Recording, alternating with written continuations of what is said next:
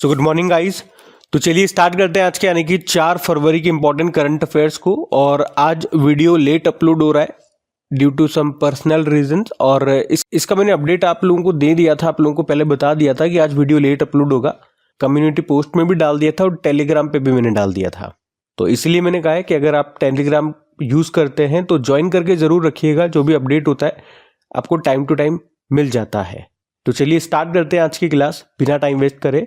सबसे इंपॉर्टेंट प्रश्न सबसे पहले ये रहा आपके सामने कि अभी हाल ही में गुजरात का पहला जैव विविधता विरासत स्थल ये कौन सा बन गया है? तो सही उत्तर होगा गुनेरी गांव। तो अभी गुजरात ने कच्छ जिले के गुनेरी गांव में जो अंतर्देशीय मैंग्रोव स्थल है उसको गुजरात का पहला जैव विविधता विरासत स्थल घोषित किया है। और ऐसा करने का उद्देश्य क्या है?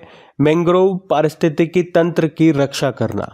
इससे कच्छ के पारिस्थितिकी तंत्र को और मजबूत करने में मदद मिलेगी। तो ये इंपॉर्टेंट क्वेश्चन रहेगा आपके लिए, इसको ध्यान में जरूर रखना कि गुजरात का पहला जैव विविधता विरासत स्थल कौन सा बन गया है? गुनेरी गांव।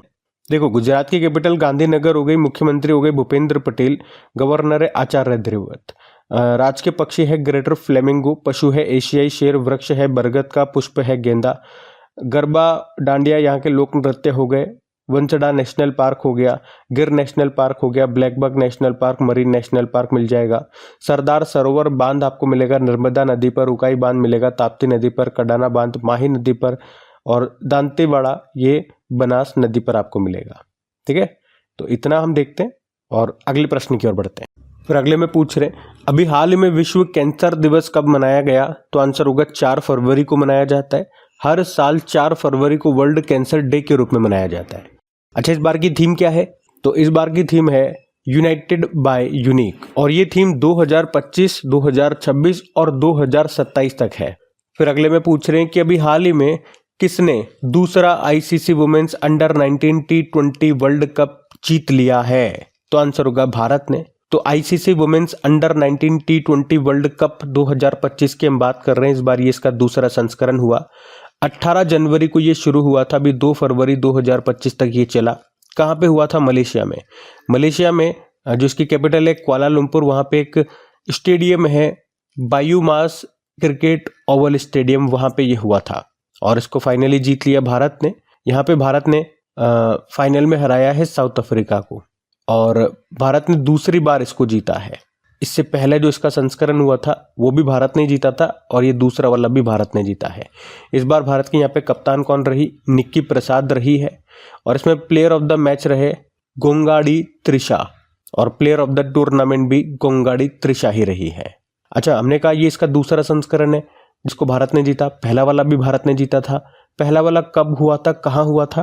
तो 2023 में हुआ था पहला संस्करण, साउथ अफ्रीका में हुआ था। भारत ने जीता था, इंग्लैंड को हराया था। और अब हम देख रहे हैं दूसरा वाला 2025 में हुआ, मलेशिया में भारत ने जीता और साउथ अफ्रीका को हराया। ठीक है, ध्यान रखना ये।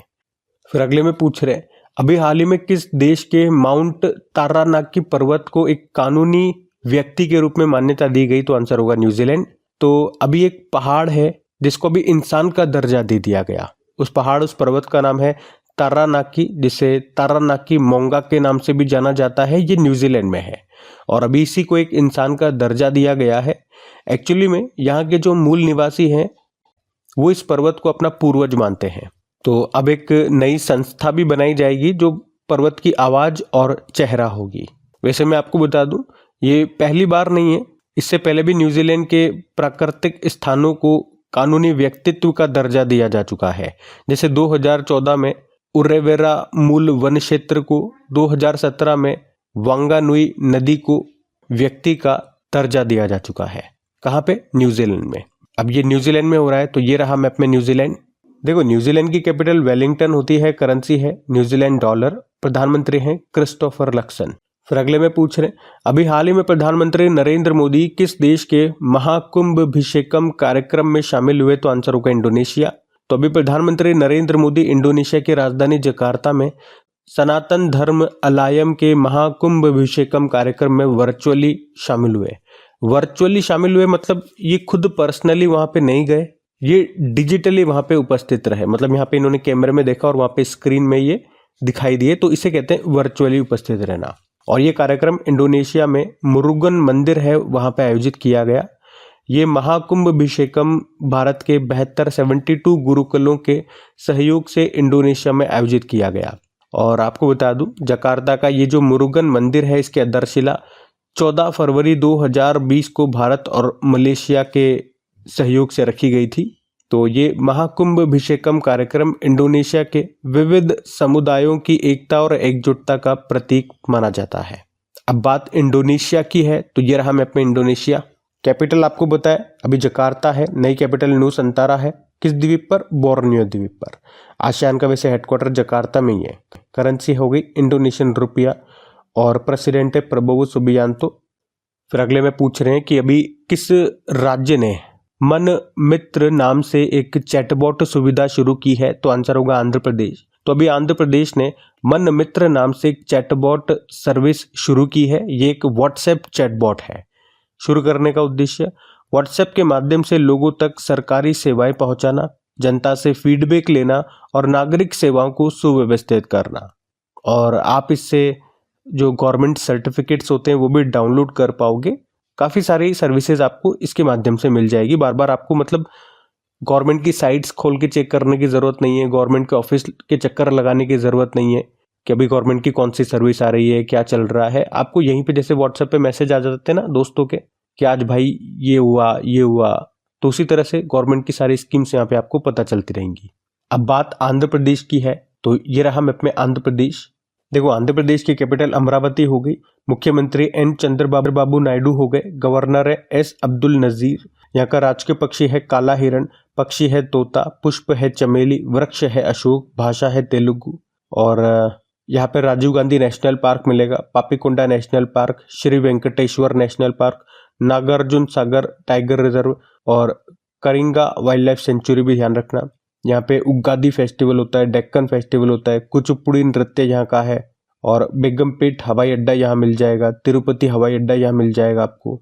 नागार्जुन सागर बांध ये कृष्णा नदी पर मिल जाएगा, श्रीशैलम बांध कृष्णा नदी पर, पोलावरम बांध गोदावरी नदी पर मिल जाएगा, पुलिकट लेक है यहाँ पे, कोल्लेरू लेक आपको यहाँ पे मिलेगी। फिर अगले में पूछ रहे हैं अभी हाल ही में नवीन चावला का निधन हो गया, वे कौन थे? वे हमारे पूर्व मुख्य चुनाव आयुक्त थे, chief election commissioner of India. तो याद रखेंगे भारत के पूर्व मुख्य चुनाव आयुक्त रहे नवीन चावला का भी 79 वर्ष की उम्र में निधन हो गया। वे 2009 से 2010 तक हमारे चीफ इलेक्शन कमिश्नर रहे थे, 16वें नंबर के। उन्होंने अपने कार्यकाल के दौरान थर्ड जेंडर के मतदाताओं को अन्य श्रेणी में मतदान करने में सक्षम बनाया था। ये उनके कार्यकाल का सबसे बड़ा अचीवमेंट भी रहा था। तो नवीन चावला थे, ये निधन हो गया इनका। अच्छा, मैं अगर आपसे पूछूं कि अभी वर्तमान में हमारे चीफ इलेक्शन कमिश्नर मुख्य चुनाव आयुक्त कौन है, तो आंसर करना। मैं आपको बता देता हूं, राजीव कुमार, ये अभी वर्तमान में है 25वें नंबर के हैं। फिर अगले में पूछ रहे कि अभी हाल ही में राष्ट्र महिला आयोग के अध्यक्ष विजया रहाटकर ने किस बुक का पहला संस्करण लॉन्च किया है? तो आंसर होगा कर्म योगिनी वीरांगना। एक्चुअली में अभी 31 जनवरी 2025 को राष्ट्र महिला आयोग ने अपना 33वां स्थापना दिवस मनाया और जिसकी थीम भी रखी नारी तू नारायणी। और राष्ट्र महिला आयोग की अध्यक्ष कौन है? विजया रहाटकर। और अभी उन्होंने ही इसी मौके पर अपनी पुस्तक है, मतलब उनकी खुद की पुस्तक है कर्म योगिनी वीरांगना, उसका पहला संस्करण लॉन्च किया। ये जो बुक है ये अहिल्याबाई होलकर के साहस और नेतृत्व पर आधारित है। यहाँ पर हम राष्ट्र महिला आयोग की नेशनल कमीशन फॉर वुमेन की बात कर रहे हैं। तो यहाँ पर मैं आपको बता दूं कि ये जो राष्ट्र महिला आयोग है, नेशनल कमीशन फॉर वुमेन है, ये भारत सरकार की एक संवैधानिक स्टैच्यूटरी बॉडी है। इसका गठन हुआ था 31 जनवरी 1992 1992 में। कौन सा अधिनियम था? 1990 का। पहली अध्यक्ष कौन रही? जयंती पटनायक। वर्तमान में विजय रहाटकर हैं। 2024 में ये बनी थी, हमने पढ़ा था इनके बारे में, तो ध्यान रखना। अगला प्रश्न देखते हैं। फिर देखो अगले में क्या पूछ रहे हैं। अगले में पूछ रहे हैं अभी हाल ही में अंतरिक्ष में सबसे अधिक समय तक स्पेस वॉक करने का महिलाओं में नया रिकॉर्ड किसके नाम है? तो आंसर होगा सुनीता विलियम्स। तो भारतीय मूल की, इंडियन ओरिजिन, नासा के एस्ट्रोनॉट हैं सुनीता विलियम्स। अभी 62 आवर और 6 मिनट की टोटल स्पेस वॉक का नया रिकॉर्ड इन्होंने बना दिया है। और अब आप कह सकते हो कि महिलाओं में अंतरिक्ष में सबसे अधिक समय तक स्पेस वॉक चहलकदमी करने का रिकॉर्ड इनके नाम हो गया है। इन्होंने नासा की पूर्व एस्ट्रोनॉट पैगी विटसन के 60 घंटे 21 मिनट के स्पेस वॉक के जो रिकॉर्ड था उसको छोड़ दिया है पीछे, उनका रिकॉर्ड तोड़ दिया है।